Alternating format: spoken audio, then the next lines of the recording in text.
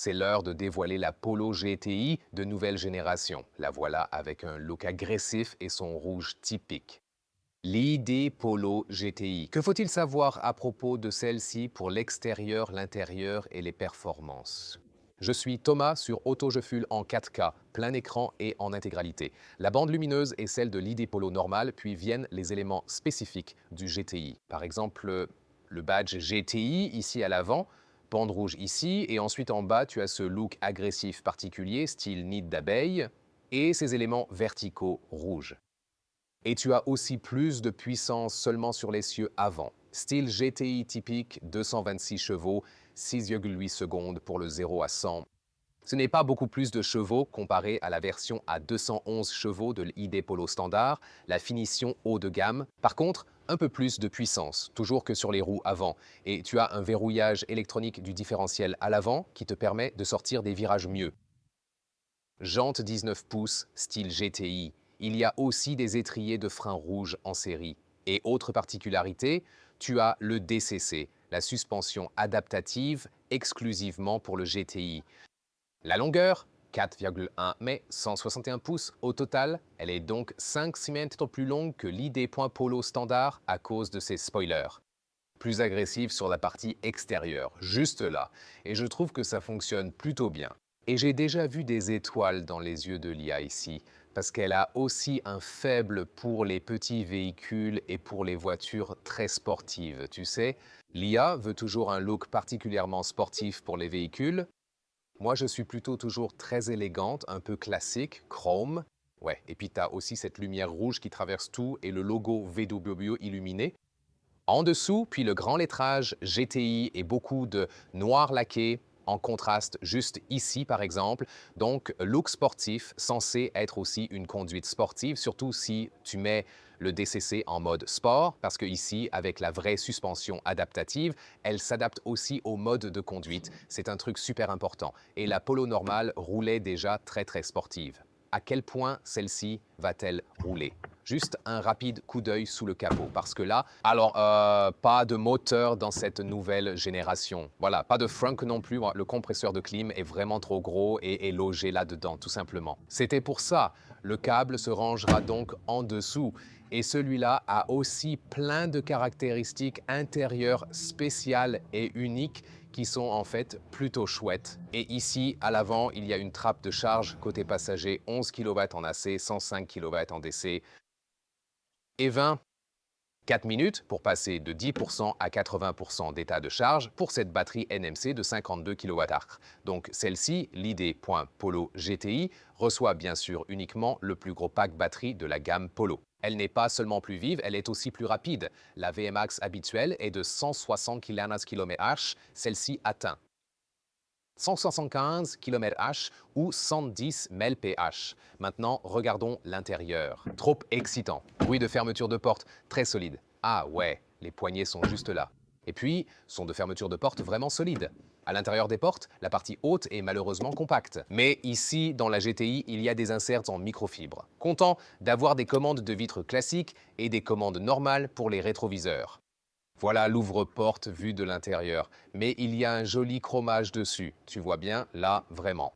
Bien tassé dans la poche de la portière, puis une plaque de seuil spéciale GTI et un volant GTI spécial avec des perforations sur les côtés. Matériaux sans origine animale, de très bonne qualité. Contraste rouge bien visible à l'intérieur. Et ce qui est plutôt cool ici, c'est que ce n'est pas seulement, tu sais, des lettres pour GTI, vraiment en fait. C'est un vrai bouton et quand j'appuie sur ce bouton GTI, c'est vraiment cool de l'avoir ici. Ça bascule en mode GTI ici dans les instruments. Et là, c'est la visualisation finale, mode GTI, et aussi ce circuit avec le motif alvéolé. Et ça descend aussi jusque-là sur ce schéma de suspension sportive, et vous l'avez peut-être aussi vu ici en haut. Encore une fois, ça active aussi genre cet effet d'éclairage d'ambiance rouge, par exemple. Et en mode GTI, j'ai aussi genre un son d'émulation de voiture essence quand j'appuie sur l'accélérateur. Et l'éclairage ici du logo Volkswagen et des boutons arrière, ils donnent aussi un super ressenti, vraiment. Et puis ces sièges sport particulier, le motif Clark à l'intérieur et encore plus de marquage d'épaule ici, un appui-tête intégré qui a l'air spectaculaire. Mais la question c'est, est-ce que c'est quand même confortable? Certains sièges sport sont plus confortables, d'autres moins. Et dans ce cas, je dirais que le confort est similaire à celui de la Polo normale, où tu as aussi les sièges un peu plus marqués, plus stylés. Ils offrent un bien meilleur maintien aux épaules, donc conviennent aux grands adultes. Volant réglable à la main, hauteur et profondeur. Voici le cockpit de la nouvelle Polo GTI. Ouais, encore une fois, ces sièges sport sont super niveau look, non? Trop cool. T'as vu tous ces détails ici? On dirait du design graphique. Tu sais, ça devrait être là où la ceinture passe, du siège baquet, tu vois? Comme le trou théorique pour la ceinture, là, pour la ceinture de sécurité de course. Ici, l'isofix déjà sur le siège avant, donc c'est aussi sécurisé pour les enfants, pour ainsi dire. Et ici, du tissu sur le haut de la planche de bord. Après, on a un noir spécial où ce motif en nid d'abeille, c'est un peu... J'espère que c'est... Enfin, peut-être pas la finition finale, c'est un véhicule de pré-production, mais ouais, j'espère que ça ne va pas se détacher aussi facilement. Puis ici, microfibre et ce joli éclairage d'ambiance rouge en dessous. La boîte à gants est juste là. Ça se rabat en douceur, je suis heureux d'avoir de vrais boutons physiques pour la température et pour la vitesse du ventilateur juste là.